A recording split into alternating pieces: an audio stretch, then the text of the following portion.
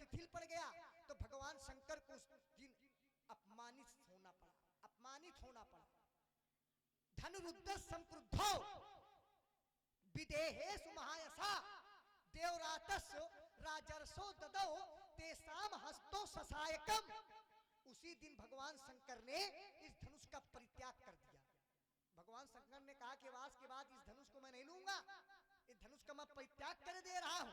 तो देवताओं के परामर्श के अनुसार भगवान शंकर ने इस धनुष को राजा जनक जी के पूर्वज देवराज को दे दिया। अब समझो उस समय का वृत्तांत याद करो, जिस समय भगवान शंकर को धनुष के कारण अपमानित होना पड़ा था। अब गुरु बाबा को जिस कारण से अपमानित होना पड़ा हो, और वही अगर आज वो टूट जाए, बिगड़ जाए, तो चेला का कर्तव्य होता है कि प्रसाद बांट दे। इसलिए मैंने कहा था वो समय याद कीजिए आप। इस कारण से तोड़ने वाले धनुष का खंडन कर दिया, तो आपको प्रसन्न होना चाहिए था। दूसरी बात ये है, देखिए एक बात हो, जरा सामने स्वप्न वाली लगाई थी, स्वप्न वाली। तो जिस समय हमने स्वप्न वाली बात लगाई कि भगवान शंकर ने स्वप्न में कहा था ये बात, तो महात्मा परशुराम जी ने एक सिद्धांत पढ़ा कि उमा कहो, ये सिद्धांत महात्मा परशुराम जी ने पढ़ा। हमने स्वप्न की बात किया था कि भी भगवान शंकर ने राजा जनक जी को स्वप्न में कहा था, तो इन्होंने कहा स्वप्न माननी नहीं है। इन्होंने सिद्धांत पढ़ा कि उमा कहो निज अनुभव अपना, असत हरि भजनो जगत सब सपना। बिल्कुल सत्य बात है। ये जो स्वप्न अपन हुआ तो सब बेकार के यहाँ व्यास जी सही है कि नहीं? अरे तुम तो वैद जी है, तुमका तो बताओ है का पड़ी, तुम बड़े हो कि बड़े आए आप व्यास भगवान, ये परशुराम जी भगवान बराबर के कैसे हुई गए? कुछ ना कुछ तो छुटाई बढ़ाई हुई आप लोगों में, कैसे कैसे बराबर के कैसे हुई गए? नहीं अब आप मतलब न समझ पा रहे हो आप कहां से। हम देखिए आपसे बोले तो बड़ छोटे कहे अपराधो, कौन बड़ा है कौन छोटा है ये कहना ही अपराध है। हम तो ये जानते हैं कि जो व्यास भगवान का अवतार है वो 17वां अवतार है। हम महात्मा परशुराम जी का जो अवतार हम नहीं बता सकते। अवतारे खोटस में पश्यन ब्रह्मद्रोहो महीपना, कुपितो त्रिसप्त कृत्वा निक्षत्राम करोन महीम। अवतारे खोटस में चलिए आप हमारा अवतार है। ये तभी अब देखो, तभी तो हमने कहा था कि आप बड़े हो कि आप बड़े हो, कह रहे हम 16वें हैं और तुम 17वें हो, ये तुमसे बड़े वाले हैं ये बड़े वाले स्वप्न की बात साक्षात। तो थोड़ी स्वप्न वाली बात हो जाए, इसके बाद फिर मैं यहीं से थोड़ा जोड़ने का प्रयास करूंगा जो आपने पढ़ा, क्योंकि परमात्मा का जन्म क्यों होता है वो भी थोड़ा मैं आपको बताऊंगा क्यों होता है। परमात्मा का जन्म मारने के लिए नहीं होता है, खबरदार सुन लो, ये लगाओ कि परमात्मा मारने के लिए वही बात जल्दी से कहो, हम आप समय का आहार न करो। हम इतना समय लगा देवे, इतना समय लगा दे, चाहे अबे सलई के शाम हो जाए। तुम जय जय जय जय देखो भी कह रहे हैं जय जय, तो जय जय। तो अब देखो स्वप्न देखना अनुचित है, और ये स्वप्न जो होता है ये स्वप्न जो है कोई काम का नहीं होता, बिल्कुल नहीं, स्वप्न की बात माननी नहीं है। लेकिन फिर मैं आपको बता दे रहा हूं, कभी कभी कोई ऐसे भी स्वप्न होते हैं, जरा ध्यान दीजिएगा, कभी कभी कुछ ऐसे स्वप्न होते हैं कि वो स्वप्न सत्य हो जाते हैं, वो स्वप्न सत्य हो जाते हैं। और वो स्वप्न कौन कौन से सत्य हुए हैं, एक मैं आपको उदाहरण दिए दे रहा हूं कि स्वप्न कौन सा सत्य हुआ था।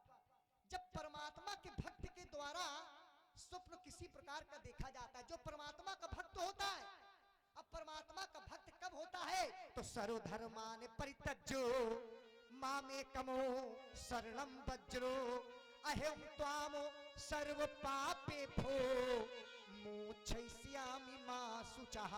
तो जब परमात्मा का लोग भक्त बन जाते हैं, तो जब भक्त के द्वारा स्वप्न देखा जाता है, तो कभी भक्तों का देखा हुआ स्वप्न भी सत्य हो जाता है। और एक स्वप्न सत्य हुआ था, और वो स्वप्न कौन सा सत्य हुआ था व्यास जी? लंका में हुआ था। कैसे हुआ था? कैसे हुआ था कि सपने बानरो ये लंका जारी। सपने में एक बंदर आया, किसी भक्त के ही तो आया था। अब भक्त के जब बंदर स्वप्न में आया तो उसने किया क्या, सपने बानरो लंका जारी, तो तू थानो सेना सब मारी, खरिया रूढ़ो नगन 10 सीसा, अमुंडित सिरो खंडित भुजो बीसा। तो जो वहां पर स्वप्न देखा गया तो कुछ स्वप्न वहां पर सत्यता की ओर गिरते। कहने का तात्पर्य है कि कभी कभी स्वप्न ऐसे होते हैं, सभी स्वप्न नहीं सत्य होते, लेकिन कुछ स्वप्न ऐसे होते हैं जो परमात्मा के प्रति देखे जाते हैं, वो स्वप्न कभी कभी सत्य भी हो जाते हैं। इसके बाद में परशुराम बाबा जी बोलेंगे, फिर आप बोलिएगा। चलिए, लक्ष्मण की 2 बातें निकल के आई, दोनों बातों को देखता हूं। लक्ष्मण ने कहा एक बार इसी धनुष के कारण भगवान शंकर को लज्जित होना पड़ा था। जिस समय ब्रह्मा जी के यहाँ भगवान विष्णु और भगवान शंकर में बलाबल का परीक्षण हो रहा था, भगवान शंकर के हाथ में यही धनुष, भगवान विष्णु के हाथ में सारंग, उस समय ये नहीं चढ़ा था। क्या हो गया था? क्या है व्यास जी? बोले तथा तो जंभितम शैवम धनुर्भीमं पराक्रमं हुंकारेण महादेव स्तंभितो अथ त्रिलोचनः। जिस समय भगवान विष्णु ने हुंकार लगाई तो स्तंभितो अथ त्रिलोचन, त्रिलोचन कहते भगवान शंकर को। जिस समय भगवान विष्णु ने हुंकार लगाई तो भगवान शंकर स्तंभित हो गए। इनका क्या दोष था? पहली बात। दूसरी बात, एक बात और ध्यान रखना, आप लोग भी ध्यान देना। 2 सगे भाई अगर लड़ने के लिए तैयार हो जाए, 2 सगे भाइयों में युद्ध होने लगे, यदि छोटा भाई बड़े भाई के सामने खड़ा हो जाए तो छोटे भाई को झुक जाना, बड़े भाई को झुकना चाहिए, बड़े भाई को रुकना चाहिए, ये बड़ों का कर्तव्य है। तो जिस समय इन आयुधों का निर्माण हो रहा था, पहले इनका निर्माण हुआ, बाद में सारंग का निर्माण हुआ। ये बड़े हैं, सारंग छोटा है। जब सामने देखा कि छोटा भाई युद्ध के लिए खड़ा है तो बड़े को रुक जाना चाहिए, ये बड़े हैं इसलिए रुक गए। जैसे यदि खेल हो रहा हो, लड़ाई होने जा रही हो तो रुकना किसको चाहिए? हारना किसको चाहिए? बड़े को हारना चाहिए। यदि सगे भाइयों में लड़ाई ठन जाए तो बड़े भाई को मौन हो जाना चाहिए, ये सिद्धांत कहता है। और हम तुम्हारे घर से एक उत्तर किए दे रहे हैं। एक बार अयोध्या के लोगों ने कहा, क्या कहा? जैसे तुम कह रहे हो कि ब्रह्मा जी ने देवताओं ने कराया, ऐसे अयोध्या के लोगों ने सही राम और भरत को देखा तो राम और भरत दोनों एक जैसे हैं, तो लोगों ने कहा कि दोनों में श्रेष्ठ कौन है, तो एक खेल प्रारंभ करा दिया। और आप हैं भाई आदरणीय श्रीमान महेंद्र सिंह चौहान, आपके द्वारा 51 पुष्प मुद्राएं भगवान भार्गव परशुराम जी के श्री चरणों में और 51 पुष्प मुद्राएं लखनलाल जी के पावन श्री चरणों में सादर सप्रम भेंट किया है। भाई बहुत बहुत साधुवाद है महेंद्र जी को, बहुत बहुत धन्यवाद। एक खेल प्रारंभ करा दिया अयोध्या वासियों ने इस निर्णय को लेने के लिए कि राम श्रेष्ठ है कि भरत श्रेष्ठ है।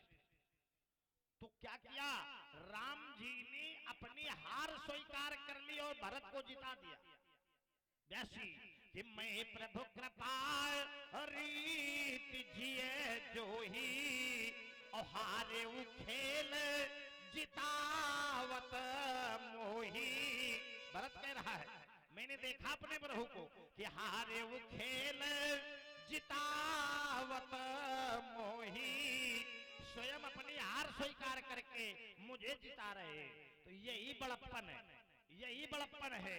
अगर 2 सगे भाइयों के बीच में युद्ध होने जा रहा हो तो बड़े का बड़प्पन कहता है कि उसको रुक जाना चाहिए, बड़े को रुक जाना चाहिए। इसलिए जिस समय भगवान विष्णु के हाथ में सारंग था, भगवान शंकर के हाथ में ये धनुष था, देखा कि सारंग तैयार खड़ा है तो ये रुक गए। यही इनका बड़प्पन है, ये बड़प्पन होने के कारण। और ध्यान देना, तुम कह रहे हो इसीलिए भगवान शंकर ने इनका त्याग कर दिया, इसके लिए त्याग कर दिया। और अगर इसके लिए त्याग है कि ये चढ़े नहीं चले नहीं इसलिए त्याग दिया, तो भगवान विष्णु ने भी तो सारंग त्याग दिया था। ऋषि के भार्गवम प्रादात धनुर्न्यासम उत्तमम, भगवान शंकर ने इस धनुष को देवराज को दे दिया और भगवान विष्णु ने हमारे बाबा ऋषिक जी को ऋषि के भार्गवम न्यासम धनुरुत्तमम अपने धनुष को हमारे बाबा ऋषिक जी को दे दिया। भाई सारंग तो चढ़ गया था, भगवान ने क्यों दे दिया? क्यों दे दिया? देखो जो दिव्यास्त्र होते हैं ये रोज नहीं चलाए जाते हैं, ये विशेष कारण में ही प्रयोग किए जाते हैं, नहीं तो कहीं शस्त्रागार में रख करके इनकी पूजा होती है। ये आज भी है, जो विशेष अस्त्र होते हैं वो शस्त्रागार में रखे होते हैं, उनकी पूजा होती है। तो ये राजा जनक के शस्त्रागार में रखे गए और वो हमारे बाबा ऋषि के आश्रम में रखे गए, वहां उनकी पूजा हो रही थी, यहाँ इनकी पूजा हो रही थी। लेकिन यहाँ आज बड़ा अपघात हो गया कि पूजा करने वाले अस्त्र को नष्ट करा दिया गया, इसीलिए मैं विरोध कर रहा हूँ। अच्छा ये बताओ, भगवान शंकर जिसका त्याग कर देंगे संसार में कोई उसकी पूजा करेगा? करेगा कोई पूजा? और राजा जनक के पूर्वज पीढ़ी दर पीढ़ी इनकी पूजा करते चले आए। तो जब राजा जनक के पूर्वज करते चले आए तो राजा जनक को भी इनकी पूजा करनी चाहिए। काहे ब्याज जी या बंद करो। अच्छा यह बताओ, बाप बाबा जी का पूजा चले आए हों तो आने वाली पीढ़ी को क्या करना चाहिए? उसको भी उसकी पूजा करनी चाहिए। तो जनक के बाप बाबा जब इनकी पूजा करते चले आए हैं तो जनक को भी इनकी पूजा ही करनी चाहिए। अब एक बात रह गई स्वप्न की। तुमने कहा जब भी कोई भगवान का भक्त स्वप्न देखता है तो वो स्वप्न सत्य होता है, ये जरूरी नहीं है। स्वप्न सत्य। हाँ और आप हैं भाई, हमारे बड़े भाई बउआ सूपा से पधारे हुए हैं। आपने क्रमशः 21 पुष्प मुद्राएं भगवान भार्गव परशुराम जी के चरणों में और 21 पुष्प मुद्राएं लक्ष्मण जी के चरणों में भेंट किया है। बहुत बहुत साधुवाद है भैया जी को, बहुत बहुत धन्यवाद। स्वप्न सत्य हो सकता है, ध्यान देना हमारी बात। स्वप्न सत्य हो सकता है लेकिन ये कहा नहीं जा सकता कि स्वप्न सत्य ही होगा। हो सकता है कि स्वप्न सत्य निकल जाए लेकिन ये दावे के साथ नहीं कहा जा सकता है कि अमुक व्यक्ति ने ये स्वप्न देखा है तो ऐसा ही होगा। अब तुम भक्त की बात कर रहे हो, भगवान की पराशक्ति ने एक बार स्वप्न देखा। जो भगवान की शक्ति है, भगवान ही है, जो भगवान के ही अंश से है, भगवान की ही पराशक्ति है, उसने जब स्वप्न को देखा, व्यास जी जरा संभालो संभालो व्यास जी संभालो। बोले यहाँ